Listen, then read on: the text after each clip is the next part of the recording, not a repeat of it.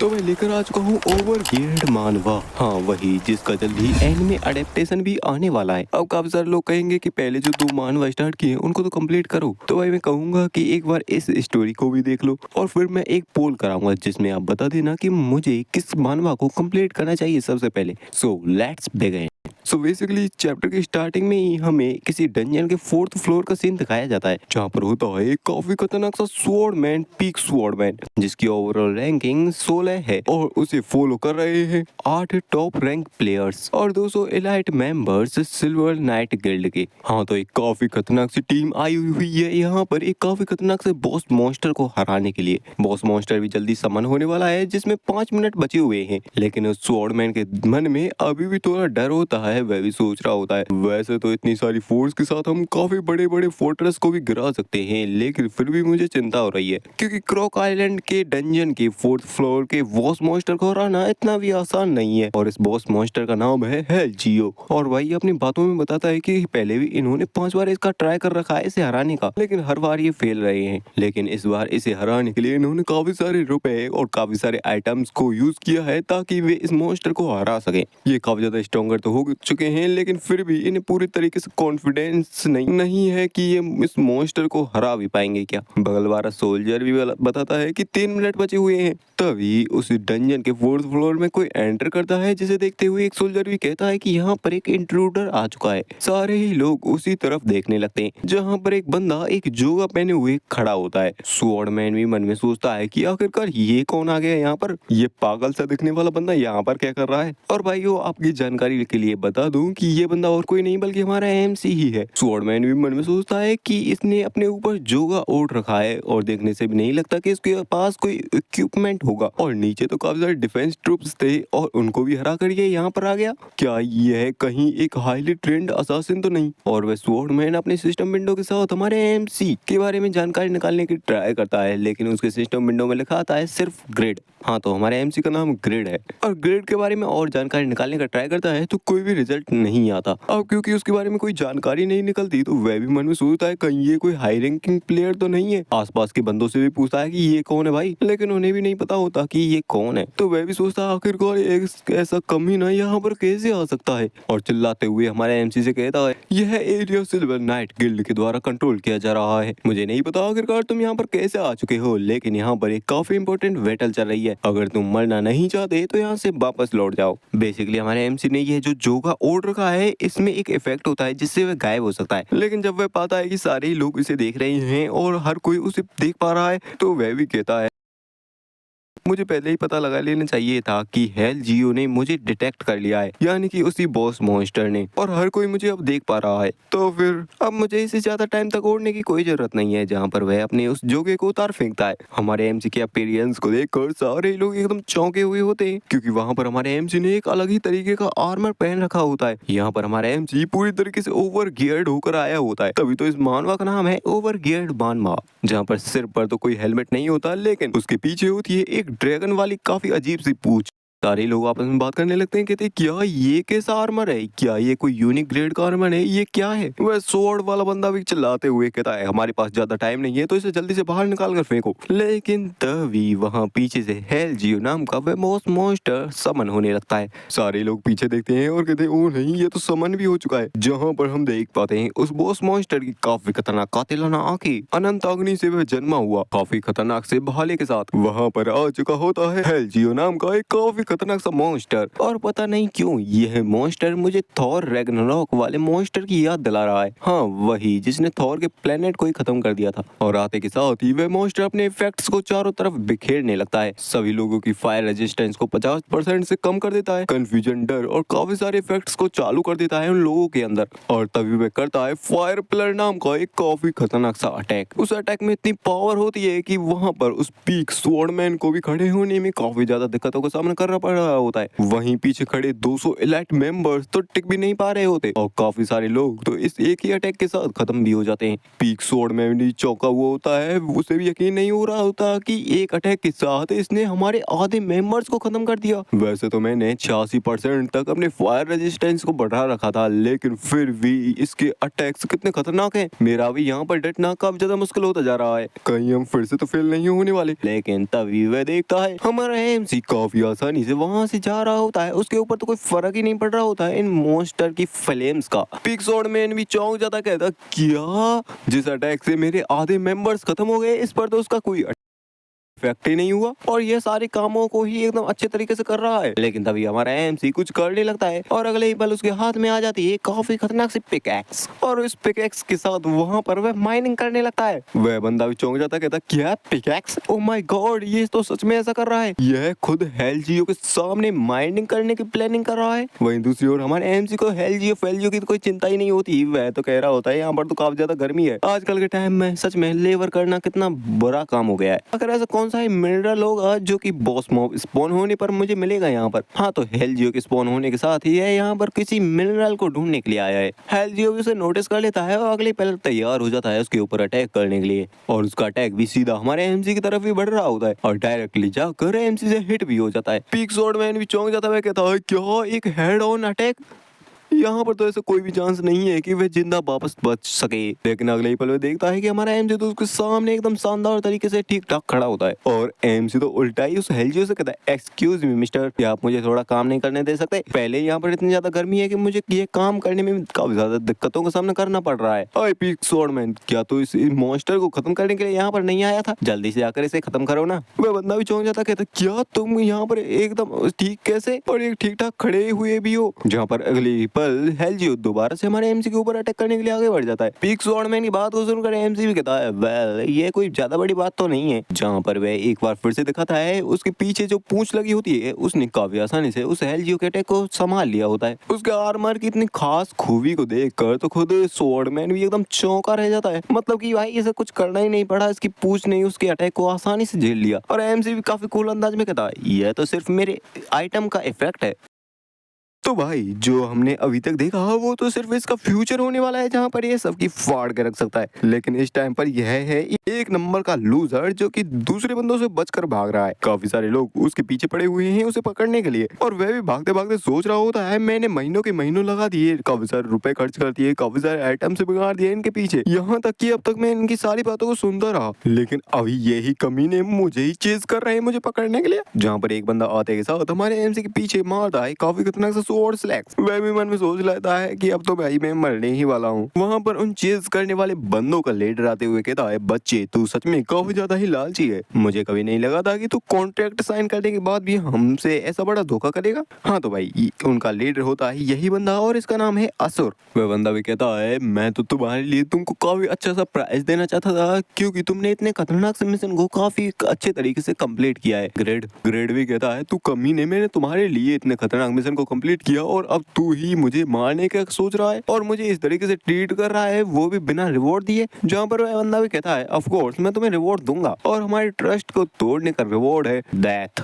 हाँ तो भाई पीछे वाला बंदा तैयार होता है हमारे एमसी के गली को साफ करने के लिए। एमसी सोचता है मुझे नहीं लगा था कि महीनों तक इस क्वेस्ट को पूरा करने में पूरी जान लगाने के बाद मुझे ये रिवॉर्ड मिलेगा, ये तो सच में एकदम बकवास है, ये गेम भी एकदम बेकार है। हाँ तो बताया जाता है हमारा एमसी इस टाइम पर एक गेम खेल रहा है जिसका नाम है सेटिस्फाई और इस गेम को खेलने वाले प्लेयर्स की संख्या है पूरी 2 बिलियन पूरे वर्ल्ड वाइड में, जिससे हम अंदाजा लगा सकते हैं कि ये गेम सच में काफी ज्यादा पॉपुलर है। कई प्लेयर्स का ये कहना है कि यह वर्ल्ड एकदम फैंटास्टिक है और एक दूसरी अर्थ भी कहा जा सकता है और ये वर्ल्ड इतना बड़ा है कि यहाँ पर इतने काफी सारे लैंड्स हैं जिनको तो अभी तक एक्सप्लोर भी नहीं किया गया और हमारे एमसी जिस जगह पर है उस एरिया को भी अभी तक किसी ने एक्सप्लोर नहीं किया है और इस जगह का नाम है नॉर्थन एंड केव। इस केव की डीपेस्ट लोकेशन में जहाँ पर काफी खतरनाक से गियर्स भरे हुए हैं और यह एरिया तब तक अनडिस्कवर्ड रहा जब तक कि एक प्लेयर ने आकर इसको डिस्कवर नहीं कर लिया। जहाँ पर 1 घंटे पहले हमारा एमसी पहला बंदा था जिसने इस एरिया को डिस्कवर किया था।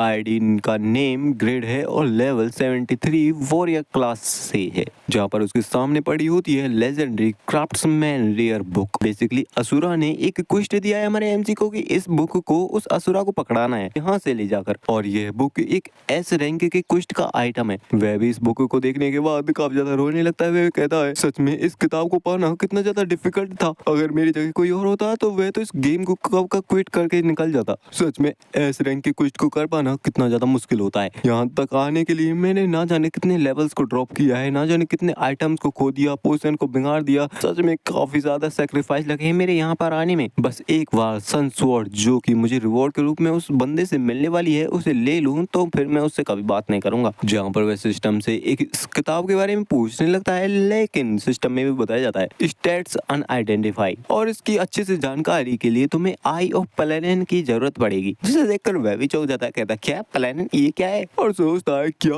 आई ऑफ प्लेनेन, रुको रुको अगर मुझे अच्छे से याद है तो ये डैम इट ये है कितना महंगा है। जहाँ पर वह सिस्टम में देखता है आई ऑफ प्लेनेन को जिसकी रेट होती है 5 लाख वॉन, और कहता है ये इस बेकार की गेम की लालच तो खत्म ही नहीं होती। अरे नहीं, लेबर को काम को करने में भी कुछ लिमिट्स होती हैं कि आखिरकार हम कितना ही कमा सकते हैं। क्या तुम्हें पता भी है आखिरकार इस गेम को खेलने में मुझे कितने लोन्स लेने पड़े हैं, लेकिन क्या मैं थोड़ी और नहीं ले सकता। और एक नंबर का चो में एमसी उस चीज को भी खरीद लेता है, गेम आइटम को। उस आइटम को खरीदने के बाद वह उस किताब की छानबीन करने लगता है। वहाँ पर काफी ज्यादा रोशनी चमकने लगती है, वह भी चौंका हुआ होता है और बताया जाता है तुमने एक लेजेंडरी आइटम को डिस्कवर कर लिया है। इसका नाम है पैगमा की रेयर बुक। इसमें पैगमा की टेक्निक्स हैं। एक ऐसा बंदा जिसने सारे ही ह्यूमंस की लिमिट्स को पार कर लिया था, जो कि एक ब्लैक स्मिथ भी था। जैसे ही तुम इस किताब को ओपन करोगे तो तुम अपनी क्लास को चेंज कर सकते हो पैगमा के डिसेंडेंट के तौर पर, जिसकी रेटिंग होगी लेजेंडरी, और तुम्हारी रेपुटेशन भी 500% से बढ़ जाएगी।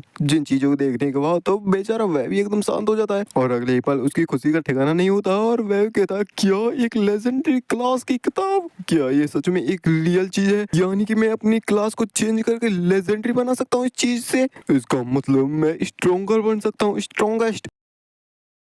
अरे रुको रुको, मैं तो यहाँ पर एक एस रैंक के क्विस्ट को कंप्लीट करने आया था। उस क्विस्ट को बीच में छोड़ना मुझे थोड़ा बुरा लग रहा है इससे, लेकिन क्विस्ट को पूरा करने में इसे मुझे उस बंदे को देना होगा। लेकिन नहीं, मुझे इस चीज को बेचना चाहिए। इस लेजेंडरी क्लास की किताब की कम से कम कीमत कुछ 100 मिलियन वॉन्स तो होनी ही चाहिए। यहाँ तक कि मुझे लेबर करनी पड़ती है ताकि मैं कुछ स्कूल के खर्चों को निकाल पाऊँ और गेम के खर्चों को भी निकाल पाऊँ। और मैं सिर्फ एक ही चीज के ऊपर कॉन्फिडेंट हो सकता हूँ कि मेरे अंदर दृढ़ता है। लेकिन एक गेम एडिक्ट होने के बाद सारे फ्रेंड्स मुझे छोड़कर चले गए, यहाँ तक कि मेरी फैमिली वाले भी मुझे एक लूजर मानते हैं। लेकिन अब ये सब खत्म हो चुका है, इस बेकार की लाइफ को मैं गुड बाय कह सकता हूँ। मॉम, डैड, मेरी छोटी बहन, मैंने एक कर दिखाया। सिन योंग वू फाइनली गेम के थ्रू काफी ज्यादा सक्सेसफुल बन चुका है। हाँ, तो इसका रियल नेम है सिन योंग वू, और वह कहता भी है ठीक है तो अब मैं से जाने के बाद बेचने वाला हूँ तो लॉग आउट। लेकिन तभी सिस्टम बताता है कि तुम इस गेम को यहीं पर एंड नहीं कर सकते, जिसे देखकर वेब चौंक जाता है क्या, क्यों। और सिस्टम आगे बताता है कि तुमने क्वेस्ट को पूरा नहीं किया।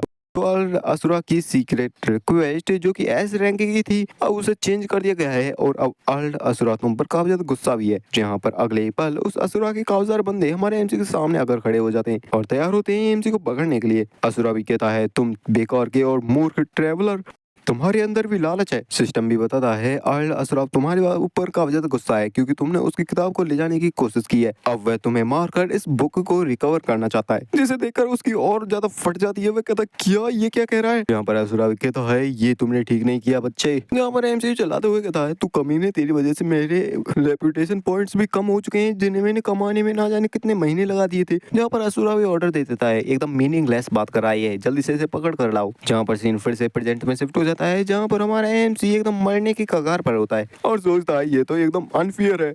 जहाँ पर वह साथ ही साथ उस पीछे वाले बंदे के अटैक से अपने आप को बचाता भी है और सोचता भी है मेरे पास अपनी कुछ स्किल्स हैं और कुछ टेक्निक्स हैं और मैं लेवल 73 का बंदा हूँ, तो मैं इतनी आसानी से तो खत्म होने वाला नहीं हूँ। सबसे पहले मुझे इस बंदे की मूवमेंट्स को रोकना होगा, जिसके लिए मैं यूज करूंगा स्टन गार्डियन सील का, जो किसे यहीं पर स्टन कर देगी। लेकिन इसका यूज होता कुछ नहीं है, वह बंदा एकदम फ्रीली मूव कर पा रहा होता है, उसका कुछ फर्क ही नहीं पड़ता। हमारे एमसी की आंखें फटी की फटी रह जाती है, वह भी कहता क्या ये स्टन ही नहीं हुआ, और सोचता है अगर मैं यहाँ पर मर गया तो इस बुक का क्या होगा। क्या ऐसा नहीं होगा कि यह भी यहीं पर डिसअपेयर हो जाएगी। ना तो मैं क्वेस्ट को क्लियर कर पाया, ना मैं लॉग आउट कर पा रहा हूँ, और ना ही इस चीज को मैं बेच पाऊंगा। अगर ये आइटम है तो ये मेरी इन्वेंटरी से भी डिसअपेयर हो जाएगा मेरे मरने के बाद। तो मेरे पास सिर्फ एक सिंगल चॉइस बचती है, जहाँ पर वह उस बुक को निकाल कर खोलने का ट्राई कर रहा होता है। असुरा भी इसे देख लेता है और कहता है जल्दी करो, यह बुक को खोलने का ट्राई कर रहा है, इसे रोको। एमसी भी कहता है स्कैमर असुरा, ये काफी ज्यादा देर हो चुका है, तुम्हें ऐसा नहीं करना चाहिए था। और ऐसे कहते हुए उसने बुक को ओपन भी कर दिया होता है और अगले पल उसकी क्लास चेंज भी होने लगती है। उसकी सारे स्टैट्स, सारी स्किल्स को रीसेट किया जा रहा होता है। मैं सोचता भी है वैसे भी अब करने या मरने की सिचुएशन आ चुकी है। वैसे भी अब मैं एक लेजेंडरी क्लास का बंदा बनने वाला हूँ और काफी ज्यादा स्ट्रॉन्गेस्ट भी हो जाऊंगा, तो मैं किसी भी क्वेस्ट को काफी आसानी से पूरा कर पाऊंगा और इस क्वेस्ट को भी पूरा कर ही लूंगा। सिस्टम में बताया जाता है तुमने अपनी क्लास को चेंज कर लिया है पैगमा के डिसेंडेंट के तौर पर एक लेजेंडरी ब्लैक स्मिथ में,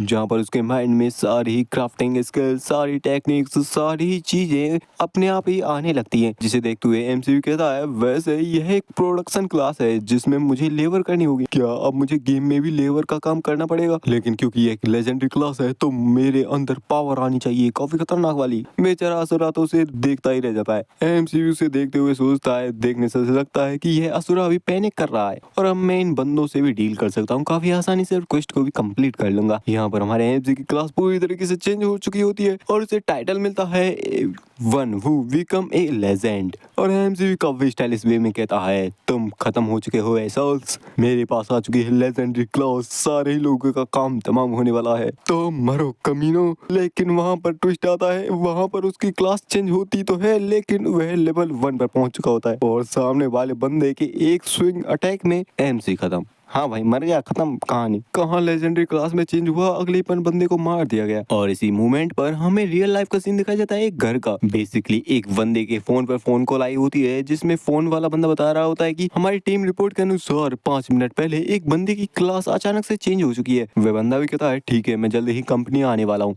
तो सारी ही रिपोर्ट्स को तैयार कर लेना। सामने वाला बंदा भी कहता है हाँ प्रेसिडेंट जल्दी आ जाइए। हाँ तो भाई ये बंदा इस गेम कंपनी का प्रेसिडेंट है जो कि कहता है क्या क्लास चेंज हुई है, सुनने में काफी ज्यादा इंटरेस्टिंग लग रहा है। वहाँ पर हम गेम के अंदर का सीन देखते हैं जहाँ पर हमारा एमसी क्लास चेंज होने की वजह से लेवल 1 पर पहुंच चुका होता है, लेकिन अचानक से मर जाने के बाद उसके 2 लेवल और ड्रॉप हो जाते हैं जिससे वह पहुंच चुका होता है लेवल -1 पर। और क्योंकि क्वेस्ट फेल हो चुका है तो अब वह इस एरिया में भी नहीं आ सकता क्योंकि यहाँ का असुरा नाम का बंदा काफी ज्यादा गुस्सा है हमारे एमसी के ऊपर। एमसी भी खत्म होते हुए कह रहा होता है तुम सीरियसली एकदम पागल बंदे हो, किसी बंदे को सिर्फ इसलिए मार देना क्योंकि उसे किसी चीज की चाहिए, किसी चीज की जरूरत थी। आखिर अब तुमने ऐसा चेहरा क्यों बना रखा है? एक पल पहले तो तुम एक नंबर के स्कैमर हो, ये सारे बंदे एक नंबर के स्कैमर हैं। मत खेलो इस गेम को, कोई मत खेलो, इससे अच्छा एक हंसी खुशी भरी जिंदगी जियो। जहाँ पर अगले पल हम उसके अपार्टमेंट का सीन देखते हैं और हम अपने गेम के एंड हो जाने के बाद उस कैप्सूल से भी बाहर निकलता है। कहता भी ये मजेदार, सच में कितना मजेदार, हाल ही में मैं सैकड़ों लाखों रुपए कमाने वाला था, मेरा मौका चला गया। जहाँ पर उसकी मॉम भी पीछे खड़े होती है जो कि कहती है कमी नहीं, क्या तुम्हें पता है आखिरकार टाइम क्या हो रहा है। वहीं दूसरी ओर हमें उस गेम डेवलपमेंट कंपनी का सीन दिखाया जाता है जिसका नाम होता है ऐसे ग्रुप और इसी ने इस सेटिस्फाई नाम के गेम को क्रिएट किया है।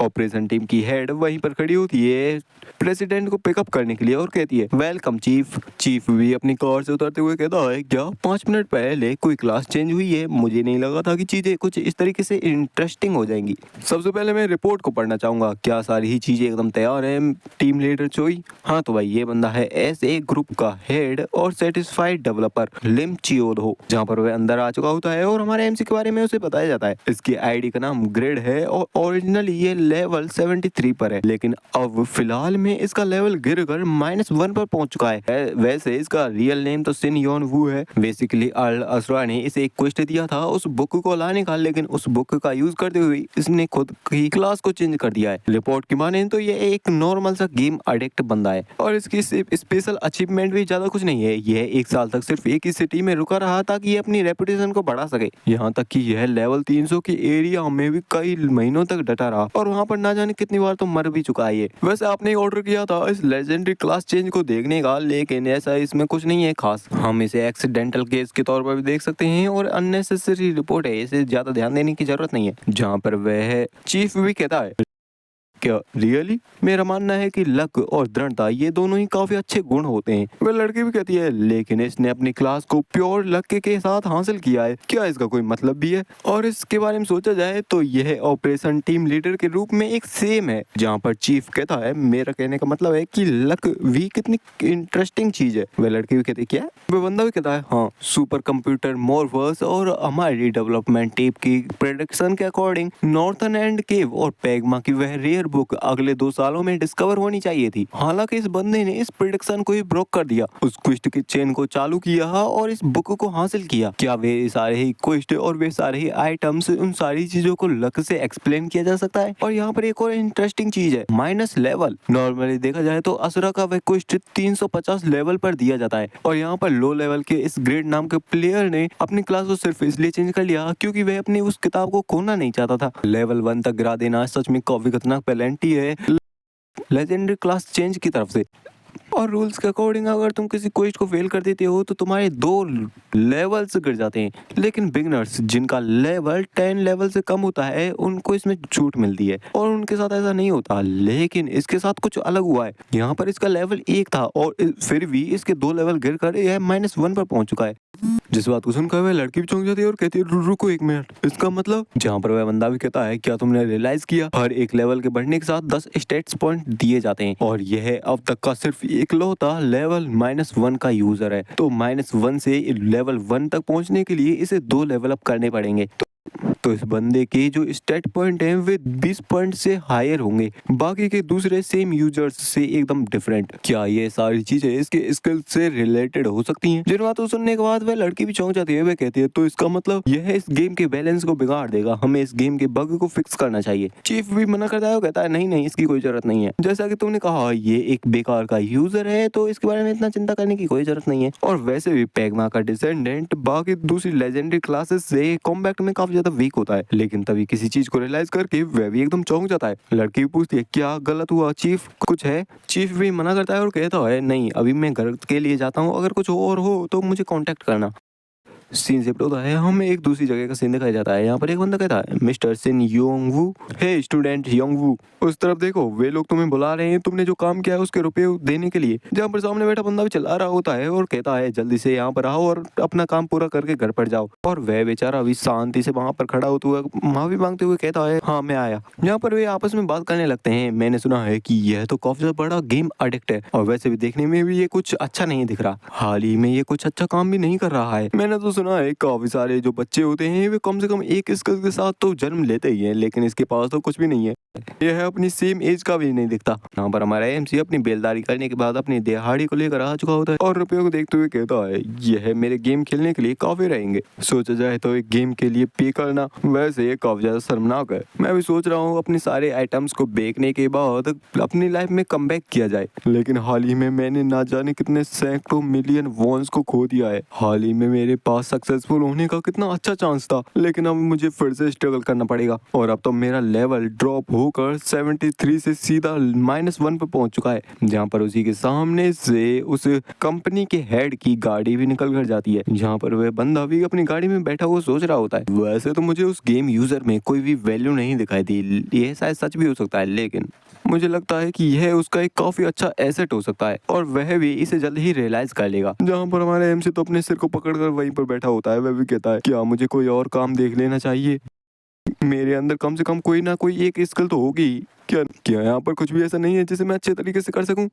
छोड़ो कुछ भी हो, चलो चलते हैं फिर से गेम खेलने के लिए। हाँ तो इतना कुछ होने के बाद हमारा एमसी फिर से तैयार हो चुका है गेम खेलने के लिए। यहीं पर हमें उसके अपार्टमेंट का सीन दिखाया जाता है और वह गेम खेलने के लिए तैयार होता है और कहता है चलो एक बार इसे खेल कर देख ही लेते हैं, चाहे मैंने सारी चीजों को खो ही क्यों ना दिया गया हो, फिर भी नई क्लास को तो एक बार चेक करना जरूरी है ना। वैसे अब सारी चीजों को अच्छी तरीके से चलना चाहिए। मैं हर वो चीज करूंगा जिससे मैं इस गेम से अच्छा प्रॉफिट गेन कर सकूं। जहाँ पर वह अपने गेम को खेलने लगता है और सेटिस्फाई गेम से कनेक्ट भी हो जाता है। जहाँ पर अगली पल हमें दिखाया जाता है जहाँ पर वह अलग ही एक अजीब से दूर दराज के एरिया में समन हो चुका होता है। वह भी आसपास की जगह को देखकर चौंका हुआ होता है और कहता है आखिरकार मैं कहाँ पर हूँ, यह कल की उस केव जैसा तो नहीं दिखाई दे रहा, क्या कहीं मैं उस पूरे टाउन से वेनिस तो नहीं हो गया? उस टाउन में रेपुटेशन को बढ़ाने के लिए मैंने काफी हार्ड वर्क किया था, ये तो एकदम अनफेयर है, इतने छोटे से विट्रियल के लिए उन्होंने मुझे वहां से पूरी तरीके से वेनिस कर दिया। मुझे कुछ ना कुछ तो ढूंढना पड़ेगा ताकि मैं पता लगा सकूं आखिरकार मैं कहाँ पर हूँ। जहाँ पर उसे अपने सामने कोई चीज दिखाई देती है, वह एक अजीब सा स्ट्रक्चर होता है जिसके अंदर काफी सारे लोग किसी लड़की के ऊपर ब्लैक मैजिक का यूज कर रहे होते हैं और अपने मंत्रों को चैंट कर रहे होते हैं। और देखने से ऐसा लगता है जैसे कोई काफी तगड़ी सी सेक्रीफाइसल सेरेमनी चल रही हो। एमसीवी उस जगह के अंदर आ जाता है और कहता है, वेट, आखिरकार यह जगह कैसी है और यह जगह इतनी अंधेरी भरी और अजीब सी क्यों लग रही है। सिस्टम बताता है, तुम यातान टेम्पल के अंदर एंटर कर चुके हो। अब उसे पढ़ने के बाद तो एमसीवी चौंक जाता है और कहता है, यातान टेम्पल, यह तो 150 लेवल का एक काफी खतरनाक डंजन है, काफी ज्यादा खतरनाक। जहाँ पर वह अपने स्टैट्स विंडो को देखता है, जहाँ पर उसका नाम तो होता है ग्रेड, लेवल -1 होता है, क्लास होती है पैगमा का डिसेंडेंट और टाइटल वेग जो लेजेंड है, हेल्थ होती है 14, मानवी 3, बाकी की सारी चीजें एक एक पॉइंट की होती है। मतलब कि काफी बेकार स्टैट्स होते हैं हमारे एमसी के, जिन्हें देखकर वह भी चौंक जाता है और कहता है, क्या सच में मैं लेवल -1 पर पहुंच चुका हूँ? वैसे तो ये कोई बग नहीं दिख रहा, लेकिन क्या ये, चलो ये ऑप्शंस कुछ अच्छे दिखाई दे रहे हैं। मैं एनहेंसमेंट स्किल का यूज रुपए बनाने के लिए कर सकता हूँ और आगे चलकर मुझे ट्राई करना चाहिए इसे। और जब वह अपने इक्विपमेंट्स को इक्विप करने का ट्राई करता है तो अगले ही पल मैमोन की ग्रेट स्वॉर्ड और मैंगल का प्लेट आर्मर इक्विप हो जाता है, जिन्हें देखकर तो वह भी चौंक जाता है और कहता है, क्या मैंने लेवल 60 के इक्विपमेंट्स को इक्विप कर लिया जिन्हें मैं बेचने के बारे में सोच रहा था? यहाँ तक कि मुझे 200 पॉइंट की स्ट्रेंथ चाहिए होती है इन्हें इक्विप करने के लिए। लेकिन इसका ड्रॉबैक यही है कि इसकी कुछ पेनल्टीज हैं और हमारे एमसी के ऊपर पेनल्टीज इसलिए लगी हैं क्योंकि हमारे एमसी के पास 200 पॉइंट की स्ट्रेंथ नहीं है, जिस वजह से कंडीशंस मीट नहीं हो पाई और इसके ऊपर पेनल्टीज लग चुकी हैं। जहाँ पर स्वॉर्ड की अटैक पावर 30% से घट चुकी है और ऑप्शन इफेक्ट 50% से, वहीं पर आर्मर का भी डिफेंस 20% से गिर चुका है, जिन्हें देखकर वह थोड़ा परेशान होता है, लेकिन कहता है, लेकिन फिर भी इस ग्रेट स्वॉर्ड और मैंगल के इस आर्मर को पहनना कितना मजेदार है। यह किसी भी लेवल 1 के इक्विपमेंट से पेनल्टीज के बाद भी 10 गुना ज्यादा बेहतर है। कितना अमेजिंग है, जैसा कि मैंने लेजेंडरी क्लास से एक्सपेक्ट किया ही था। मैं तो सच में एक काफी लकी पर्सन हूँ।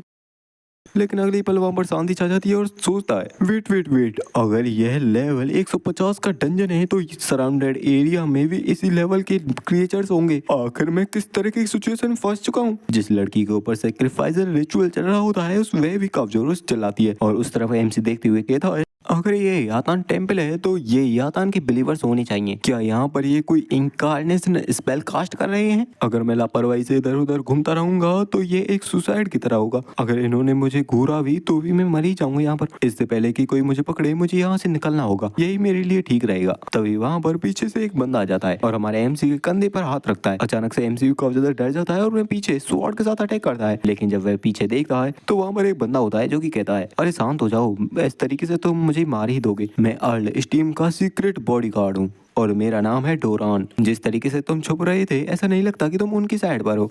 वह बंदा हमारे एमसी को वहाँ की सारी सिचुएशन बता देता है, जिन बातों को सुनने के बाद एमसी भी कहता है, तो तुम्हारे कहने का मतलब वहाँ पर सामने जो लड़की लेटी हुई है वह अर्ल स्टीम की बेटी आइरीना है? डोरान भी कहता है हाँ। डोरान भी हाँ करता है और कहता है, वास्तव में देखने से ऐसा लगता है कि जब मैं छुट्टियों पर गया हुआ था इसे किसी ने किडनैप कर लिया। वैसे तो ये काफी ज्यादा डिफिकल्ट सिचुएशन है, लेकिन मुझे काफी ज्यादा खुशी है कि मेरी साइड पर एक हेल्पर है। एमसी भी कहता है, क्या कह रहे हो तुम? अगले पल उसके सामने भी क्वेस्ट आ चुका होता है जिसमें लिखा होता है कि तुम्हें अर्ल स्टीम की बेटी को बचाना है और ये एक एस रैंक का क्वेस्ट है और उस लड़की को तुम्हें 1 घंटे के अंदर बचाना होगा, जिसके रिवॉर्ड के तौर पर तुम्हें 3000 गोल्ड मिलेंगे। और ऐसा भी हो सकता है कि तुम अर्ल के सन इन लॉ यानी कि दामाद भी बन सकते हो। अगर क्वेस्ट को फेल किया तो तुम -level 2 पर चले जाओगे। एमसी भी चौंका रह जाता है और मन में सोचता है, क्या एक और एस ग्रेड का क्वेस्ट? डूड, यह एक एनपीसी है इसके लिए। डोरान भी कहता है, यूजुअली तौर पर यहाँ पर जो लोग आते हैं वे काफी ज्यादा डरे हुए होते हैं, लेकिन तुम्हारे चेहरे पर तो डर का नामो निशान नहीं है। तुम्हें देखकर ऐसा लगता है कि तुम हाई रैंकिंग बंदे हो कोई, या कोई स्ट्रॉन्गेस्ट पर्सन। एमसी भी चौंक जाता है और कहता, क्या यह कोई इस तरह की जगह है? जिसे सुनकर एमसी भी सोचता है, तो यह जगह ऐसी नहीं है जहाँ पर मेरे जैसा पर्सन ठीक रह सकता है। क्या मुझे यहाँ पर कोई और भी स्किल मिली है क्या? जहाँ पर उसके पास एक एडिशनल एबिलिटी होती है जिसका नाम होता है कंपोजर, जिसके अकॉर्डिंग स्टेट पॉइंट्स को डिस्ट्रीब्यूट नहीं किया जा सकता। यहाँ पर काफी कम प्रोबेबिलिटी है कि तुम स्टेटस इफेक्ट से अफेक्ट होते हो और इसकी बदौलत तुम काफी जल्दी रिकवर भी हो सकते हो। जिसे देखकर एमसी भी सोचता है, चलो इस कंपोजर का शुक्रिया जिस वजह से मैं अपनी क्लास की कैरेक्टरिस्टिक को काफी अच्छे से समझ सकता हूँ। डोरान भी मुस्कुरा रहा होता है और कहता है, तुम्हारा काफी ज्यादा शुक्रिया जो तुम मेरी मदद करने के लिए यहाँ पर आए हो। सच में तुमने काफी हार्ड डिसीजन लिया है यहाँ पर। लेकिन एमसी कह देता है, मैं भाई यहाँ पर कुछ नहीं करने वाला।